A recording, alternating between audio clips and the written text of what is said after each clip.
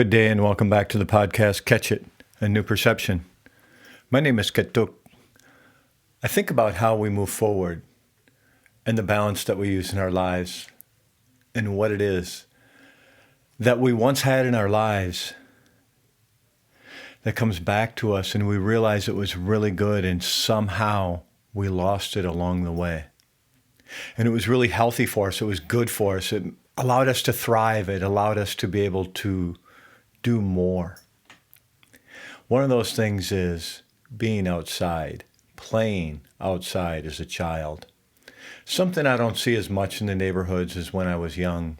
I was recently down in the Yucatan area of Mexico. And in the state of Yucatan, we were out in some smaller villages and saw entire families together in the street, spending time together, being part of. I remember when I was young doing it as kids. I don't remember so much the whole family being out. I remember playing baseball out in the sun. I remember playing croquet and prisoner's base and riding bicycle and getting together with my friends and just playing kick the can. I remember all kinds of different games we did outside and we were playing. I get it. I'm an elder to many people, and some of these ideas would be very outdated to some of you people. What I'm talking about is something that did something for me personally.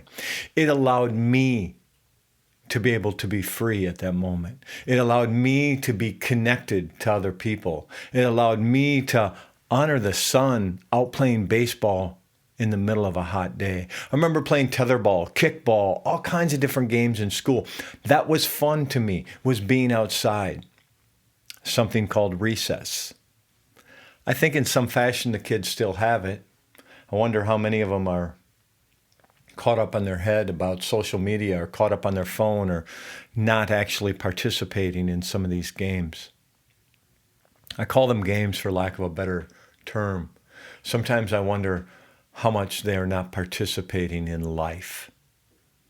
Because this was life to me, was playing croquet, playing foursquare, playing tetherball, playing kickball, softball, baseball, umpiring softball. I remember doing these things as a child, being out in the afternoon sun in a hot summer day, in the midst of the hottest part of the day playing baseball. And it felt good, was good. There was balance in my life because I knew how to commune with others, to be part of. That's what this journey's about. Is finding a way to be able to be part of something. Finding a way to be able to engage with others. Finding a way to be able to be one with others.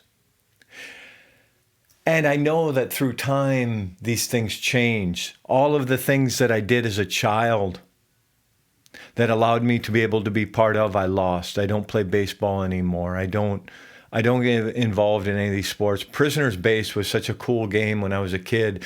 And we had kids that were maybe 5 or 6 years older than me, and some kids maybe even a year or two younger than me. Often I was sometimes the youngest one. I get that.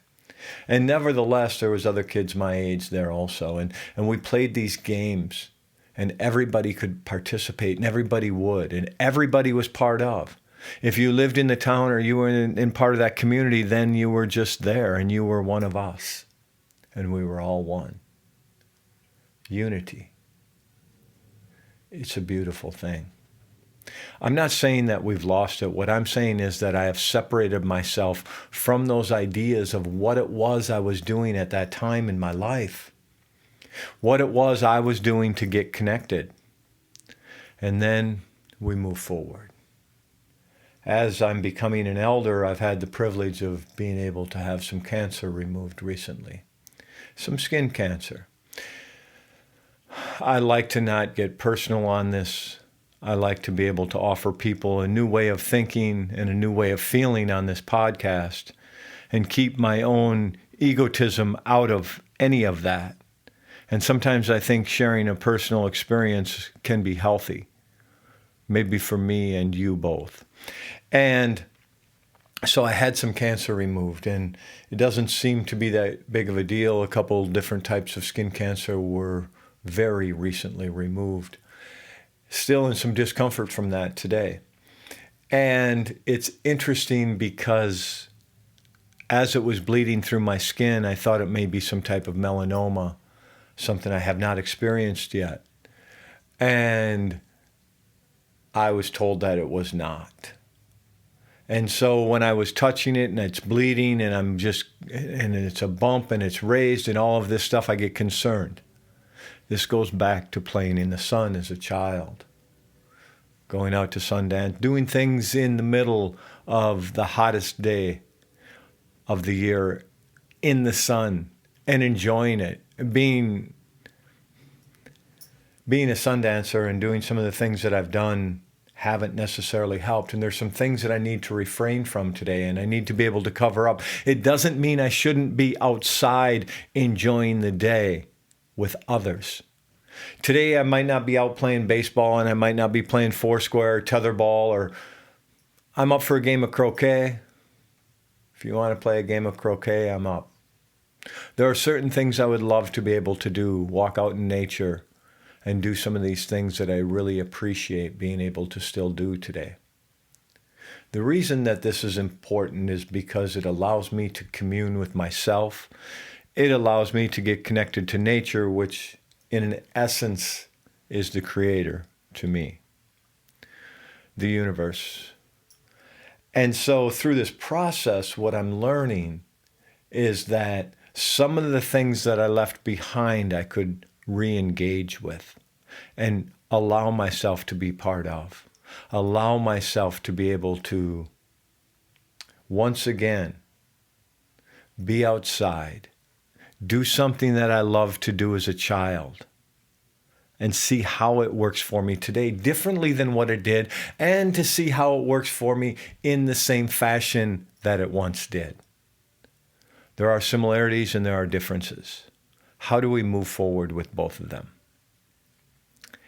I have learned to be a grave dancer, and I've watched many people take that long journey back home. When I think of some that were very close to me, it gets personal and I get very emotional about it. And that's a healthy thing, that's a good thing, because there's some people that I loved very much who have returned to the spirit world. And some of them, their energy is unmatched. They were incredible people, and they impacted many people in their lives. They maybe impacted everyone they had ever come in contact with, some of them. Very incredible people. And I'm a grave dancer. So I'm going to go and I'm going to honor them when they leave. Thank them for their life. Thank them for their time that I was able to spend with them. Thank them for the time that they spent with others and the love that they spread. Honor them for who they are as they take that long journey back home. I speak of this because this is something that I wasn't real good at as a child.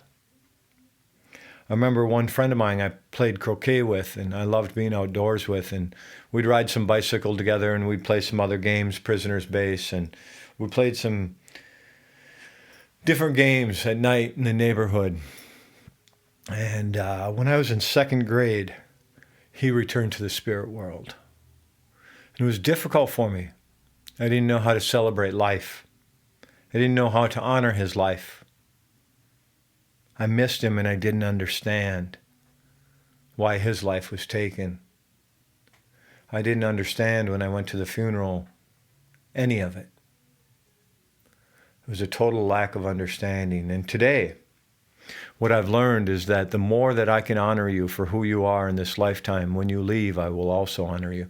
What you've taught me is that today, well lived, is a good day. What you've taught me in this lifetime is that I can be happy even when these people return to the spirit world. The people that I communed with when I was young, the people that I communed with when I was coming up, and the people that I commune with today, to honor them just as they are, to thank them for their life, and wish them a good journey back home. I understand that my perception may be different than some people. My way of thinking about life and death may be different than other people. And what I realize is that I don't have to internalize things and make anything about me. I make it about you. I make it about your journey. I make it about the people that I love. And then I don't have to personalize it. Seems to work better for me. I think that through this podcast that you will realize that I will give you not a juxtaposition. I'm not giving you something to argue, well, this side is better than that side. What I'm saying is that both sides can work in different ways. I loved being out in the sun. I loved playing in the sun. I loved being in the sun. And today I need to protect myself from those rays so that I don't end up with more skin cancer, or the skin cancer I do have doesn't turn into melanoma, or the skin cancer I have doesn't get so progressive that it's not able to be dealt with. The balance in life. How do we find it? How do we hold on to it? How do we not take things to an extreme that we don't need? To me, that's the essence of this podcast, is we learn how to move forward in a good way. We learn how we want to be able to play in the sun without exposing ourselves to a harmful point. How do we play those childhood games? Do we have to have kids to do that? Or grandchildren to do that? When they come over, do we set up a croquet set? Do we spend time with them? Do we commune with them? Maybe make some cookies. Make a batch of cookies with the children or the grandchildren, the wee ones, the ones that are coming up. Speak to them in what they may believe is a foreign language. Teach them something they don't know. Show them something they haven't seen. It's possible you will see something you haven't seen. It's possible that you'll hear something you haven't heard. It's possible you will become someone you didn't know you could become. Are you destined to the life that you have? Are you capable of getting to know your higher self and moving through it? Did you play jump rope when you were a kid? Did you play hopscotch? Are you afraid to get out there and do it? Tell me you don't want to, and tell me they're not fears. I'll tell you I may not believe you. I don't know what the truth of any of it is for you. I know what the truth of it for me is.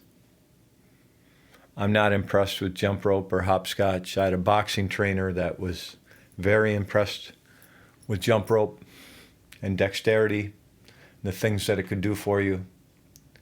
And he tried to impress it upon all of us in the gym. I get it. I think I said a boxing coach, he was a trainer. George Marcus was a trainer. And jump rope was a big deal to him. Maybe it's the little things. You watch someone who is a boxer, see how they use a jump rope. What is it that these things that we had early in life could teach us going forward as we become adults, as we become elders? What is it about the game of Foursquare or Prisoner's Base or Kick the Can? What did we learn from these? What did we internalize that we didn't need? Was it a competition to a point where we didn't need it? Or was it all about fun and camaraderie, one-ment, unity? I know I have much to learn. It's one of the reasons that I do this podcast, is to see what it is I can learn in each and every episode. Moving forward, I will continue to learn. I will continue to seek, and I will continue to listen to you, to me, to the Creator, and allow that circle to work in my life. Looking forward to next time. Live in harmony with and use the bounty of the land to bring kindness to the world. Dok Shao, okay?